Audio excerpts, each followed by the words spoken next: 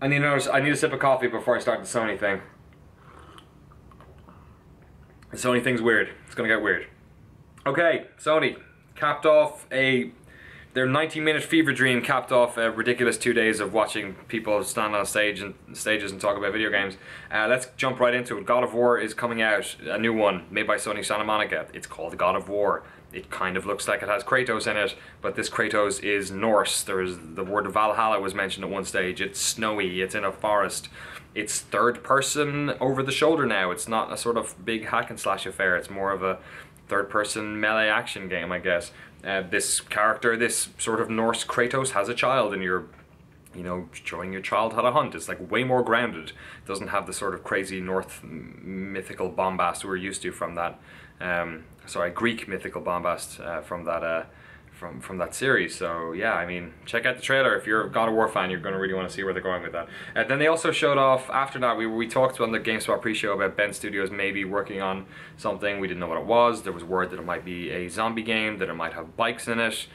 It's called Days Gone, and it is a zombie-ass biker game. It looks like it kind of looks like The Last of Us in terms of its setting. It's very much a, sort of looks like Oregon, maybe something like that sort of like Pacific Northwest kind of look. But the sort of zombie spin on this, and like I'm kind of in the camp of being sick of zombie games, is that this is very much in the more, dare I say it, realistic sort of wheelhouse. So there were massive hordes of zombies coming, and your character was essentially trying to beat back the horde while he tried to escape from it.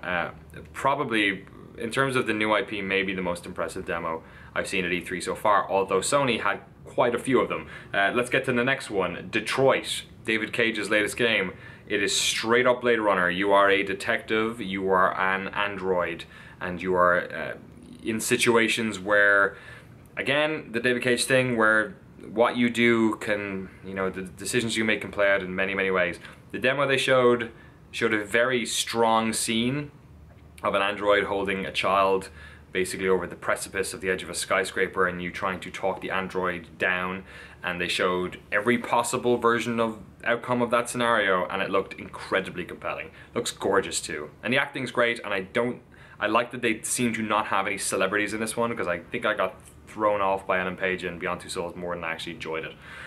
So that was wonderful. In fact, Sony's conference was just like demo after demo after demo after demo. They barely skipped a beat. The Last Guardian was shown. It's coming out October 23rd. An insane, sorry, 25th, it is 25th. An insanely stacked October. That's the same week we have Battlefield, Titanfall, and the Skyrim remastered that Bethesda, or Skyrim Special Edition rather, that Bethesda talks about. So there's an unbelievable amount of games coming out in 2016. Horizon Zero Dawn continues to impress.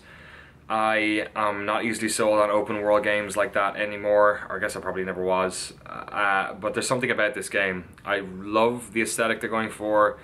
The whole, searching those robots for components looks really interesting, and then the boss fights are so unique. Like there's a definite level of player agency and like you having to use your brain in those fights that I do like. I don't tend to like a lot of, I'm not like a Devil May Cry or a Metal Gear Rising Revengeance fan, which is, it's fast, but it's all about like button mashing and sort of, I don't know, like I prefer using spatial awareness a lot in my video games, especially in like boss fights and stuff like that. And this was a game where like she was calling a mount that she hacked and then using that to get a better vantage point, and using fire because she figured out that this thing has a fire resistance, and using the tethers to tie it down. And it just seemed like a thinking person's open world. I think the reason I'm like talking about that is because this is being made by Guerrilla, who made Killzone for years, which is a, straight-laced first-person experience. Well, what they're doing now, there's an element of emerging gameplay which I was not expecting, so I'm very excited about that game. And Horizon Zero Dawn, yeah, I mean, it hasn't skipped a beat. It hasn't faltered any time it's been shown, and it's been shown quite a lot now at this stage. Sony VR got a massive look in. We saw Final Fantasy 15 has a VR game in it.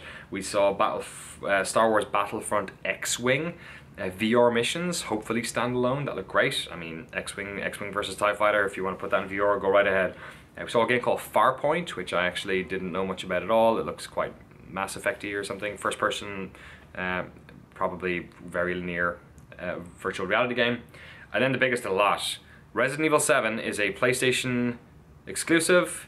It is 100% playable with or without PlayStation VR. So we only saw a demo of PlayStation VR. It looks incredibly like PT.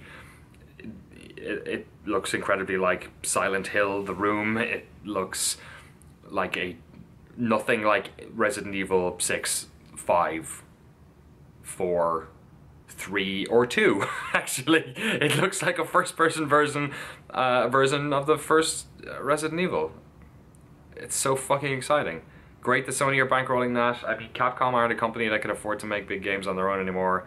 Microsoft got Dead Rising 4. Sony got a new Resident Evil 7, and I mean, I think Sony got the best out of that, and I'm a Dead Rising fan, so incredible. Watch that demo. It's like the mouths agape in the war room at the GameSpot war room are insane. Infinite Warfare is coming out November 4th. I am the most tired ass Call of Duty single player campaign person, and even I was impressed by this. I think they are doing what they should do. They are having fights in space, and they're not just having them inside space stations. Like, they might as well just be reskinned battlefields on Earth. They had, you know, zero-G fights where you were tethering to the ship, you know, finding cover in weird ways, using the environment in different ways. Then they had an internal part where you had this like interesting like shield that showed off like infrared, so you could see where people were, and like the way grenades were being thrown and stuck to people was super interesting. And there was like some sort of robot that was attacking the human player, and you were having to get away from it. And it was just a button mashing thing, but fuck yeah, like do it. Like, make your space game. Don't get stuck on what Call of Duty is. There was also a part before that where you were dogfighting and then you pressed a button and you came out of the fucking ship. So I mean, that's probably all on rails, but it looks great. It looks really good, and I have not enjoyed a Call of Duty campaign in like 3 or 4 years maybe at this stage, but it got me back. Crash Bandicoot, there's a remastered edition of, I think they said 1, 2, 3, and is it Warped? I forget the other one. But it's coming in some sort of package. Skylanders remastered, and Skylanders also has Crash Bandicoot in it. Skylanders Imaginations, I think, is the new one. I'm not really sure how that works, to be honest. Lego Star Wars is shown off, and Insomniac have a Spider-Man game as well, which is pretty cool.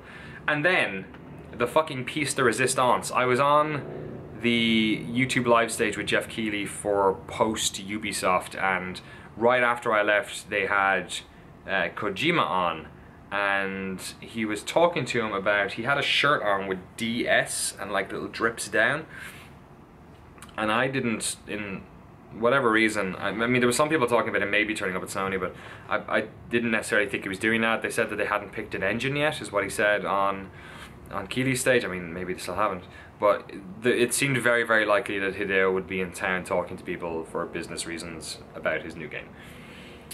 Turns out we saw something about his new game. It's called Death Stranding. It is starring Norman Reedus from The Walking Dead. It is a fucking, I don't even know where to begin. It's like watching a CG version of a bloody early 2000s Tool video. It is Norman Reedus with a massive C-section scar and a baby that's stuck to him, and then the baby's gone, and then it's walking on him, it's leaving little black footprints, handprints, and then there are floating people doing crucifixes in the air and dead fish, and it's called Death Stranding. And it's going to be fun watching this video in 10 years time, because hopefully this is Hideo Kojima's new series and he's going to make a bunch of these, and we'll all know what Death Stranding is. Death Stranding, Death Stranding. It'll be like roll right off our tongue soon enough, but right now I'm looking at this thing going, video games are fucking weird and E3 is brilliant. And that's the end of the day. I've got a massive day on tomorrow, interviewing a bunch of people, so I have to get to my interviews. Thank you so much for watching this. Let me know what you think of all of the press conferences, specifically Sony's, on this video. Yeah, thanks for hanging out. I hope you guys are enjoying these videos. I'm really enjoying just putting them together, and it's helping me get all this out of my head so I can concentrate on the next day. So I really appreciate it. Fucking Norman Reedus's digital baby fever nightmare. Fuck me, video games are weird.